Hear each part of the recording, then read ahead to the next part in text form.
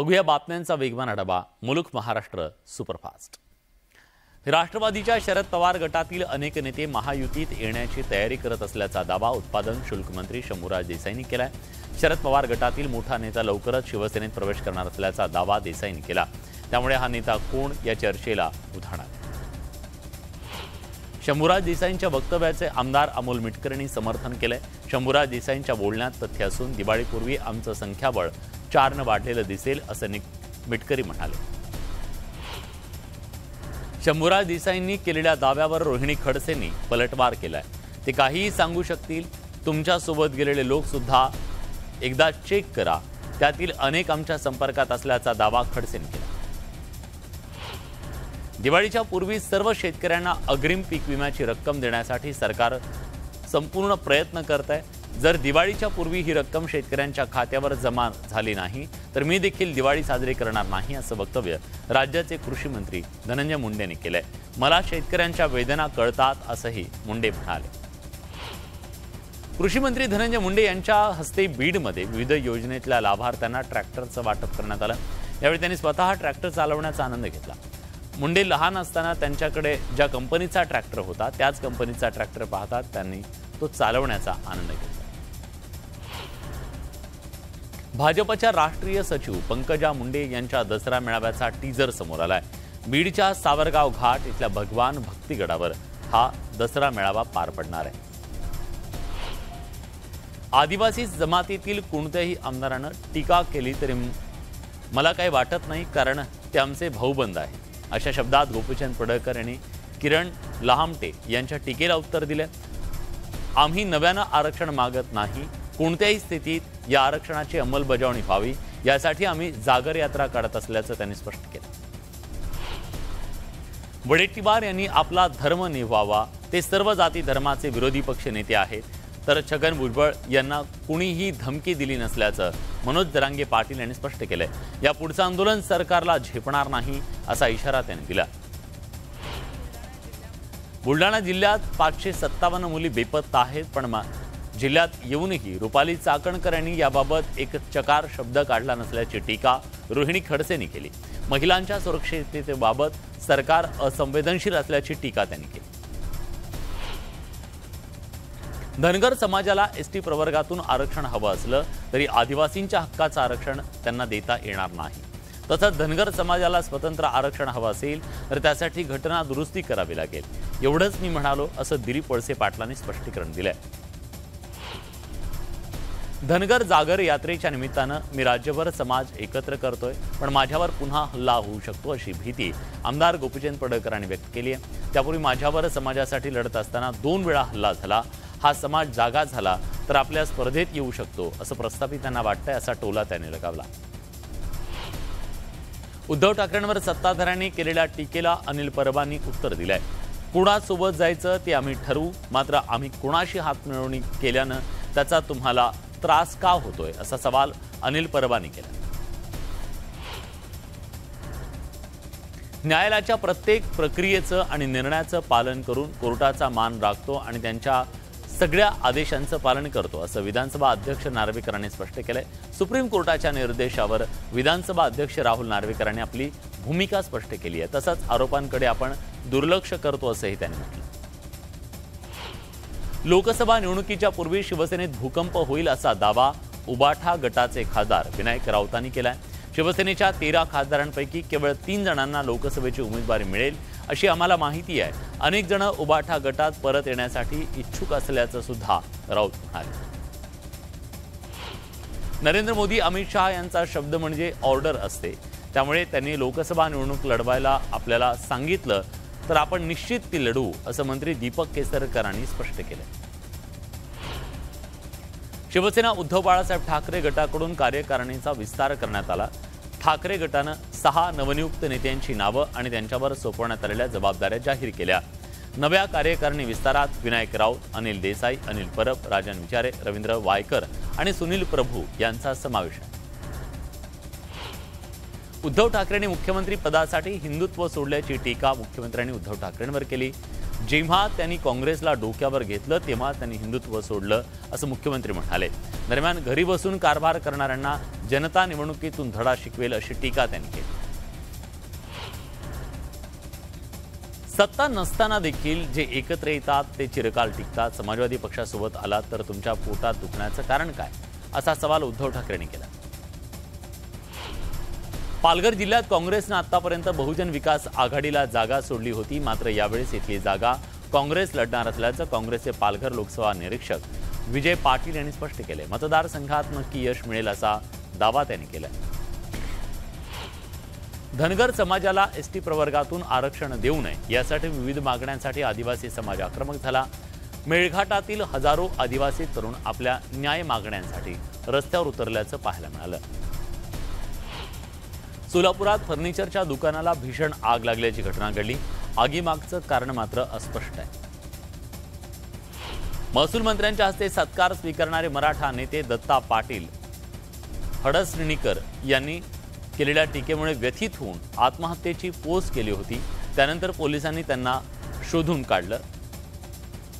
असं काही करणार नसल्याचं हमीपत्र त्यांच्याकडून लिहून घेण्यात आलं।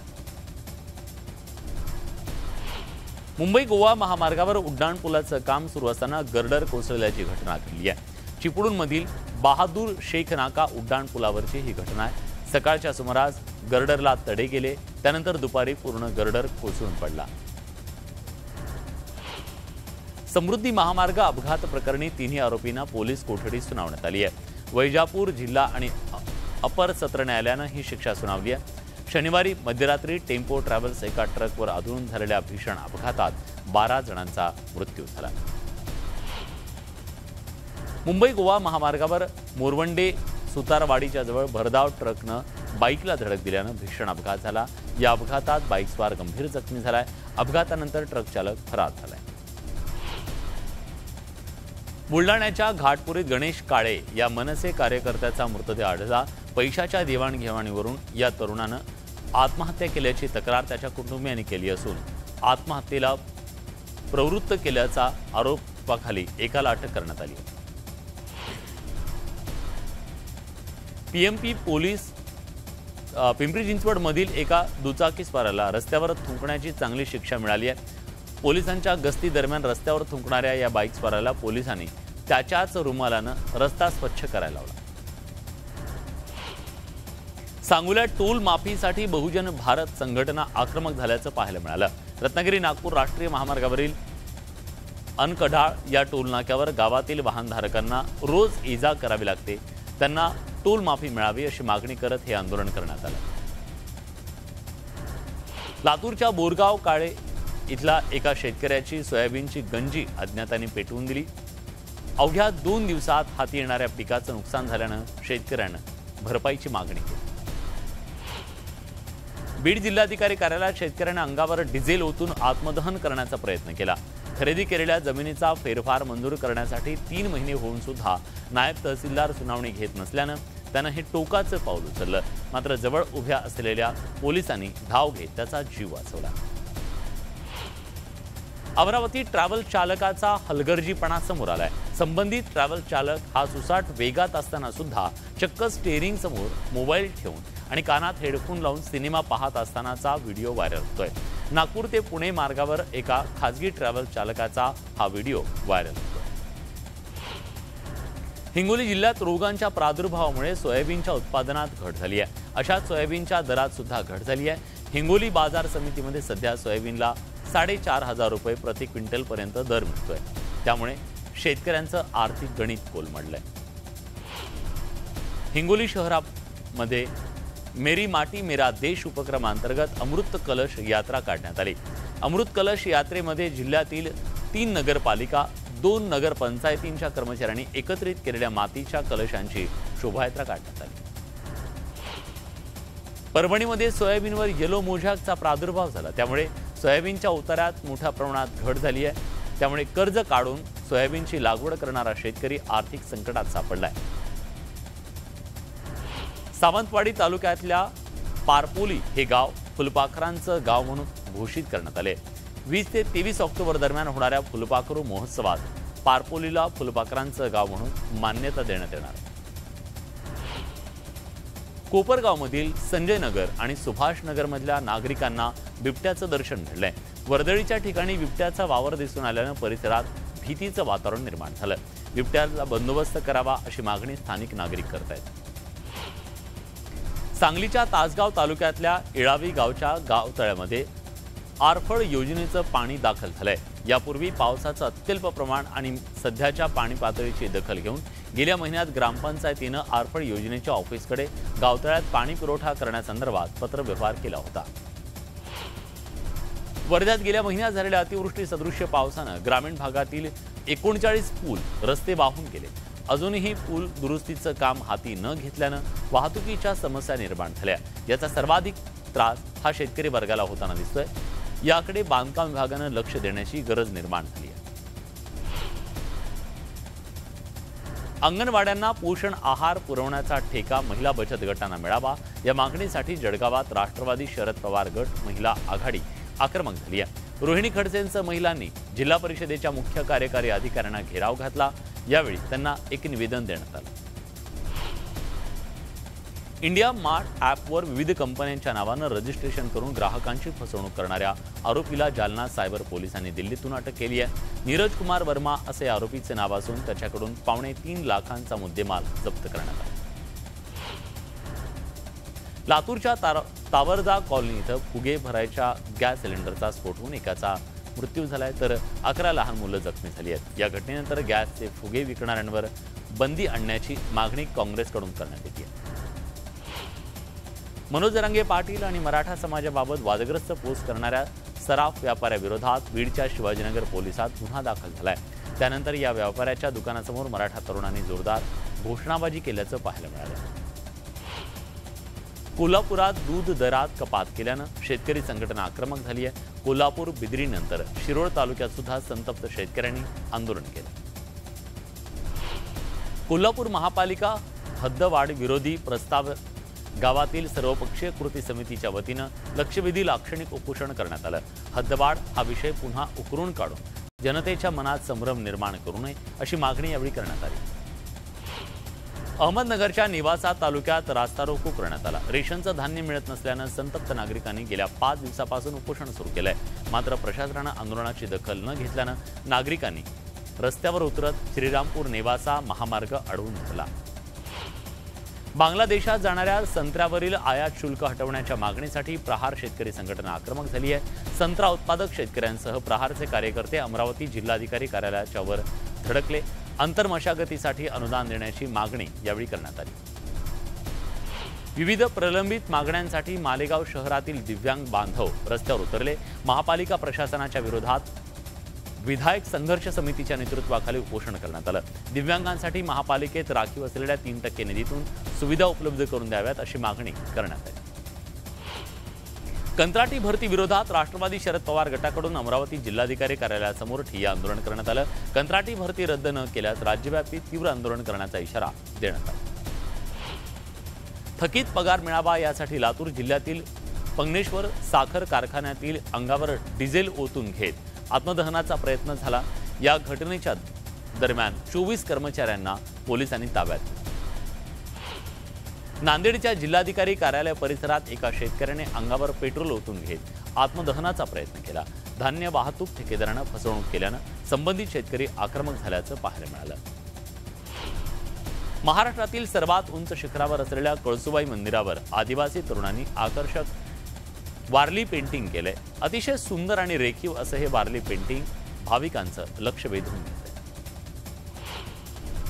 खानदेशी कुलस्वामिनी म्हणून ओळख असलेल्या जळगावच्या श्री मनुदेवी मंदिरात शारदीय नवरात्रोत्सवाच्या निमित्तानं भाविकांची मोठी गर्दी होतीये। मंदिर प्रशासनाकडून भाविकांच्या सोयीचा आणि सुरक्षिततेचा आढावा घेण्यात आला। नवरात्रोत्सवाच्या दुसऱ्या दिवशी कोल्हापूरच्या अंबाबाई महागौरी स्वरूपातील पूजा बांधण्यात आली। शुभ्र वर्ण, श्वेत वस्त्र, अभय, त्रिशूळ वरद आणि डमरू अशा 4 भुजांमध्ये 4 आयुध आणि मुद्रा धारण करणारी ही जगदंबा नंदीवर विराजमान। मुंबई गुन्हे शाखेकडून सोलापुरात एमडी ड्रग प्रकरणी कारवाई करण्यात आली आहे। गेल्या अनेक वर्षापासून बंद असलेल्या कंपनीत ड्रग निर्मिती सुरू असल्याची माहिती मिळताच गुन्हे शाखेनं छापा टाकला। कारवाईत 16 कोटींचं ड्रग जप्त करण्यात आलंय। कोल्हापुरात गरबा खेळण्यासाठी अँब्युलन्सचा वापर करण्यात आला।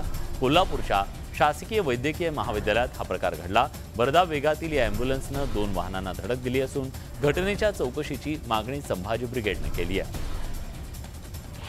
जम्मू आणि काश्मीरच्या रामबन जिल्ह्यातल्या माहू व्हॅलीत मोसमातील पहिली बर्फवृष्टी झाली आहे। यानंतर संपूर्ण परिसरावर पांढऱ्या शुभ्र बर्फाची चादर पसरली आहे।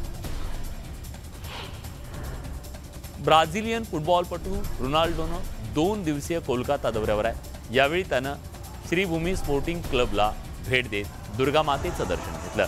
नंतर फुटबॉल खेळण्याचा आनंदही घेतला। या सगळ्या बातम्यांसोबत बुलेटिनमध्ये आपण इथेच थांबतोय। ताज्या घडामोडींसाठी बघत रहा न्यूज 18 लोक।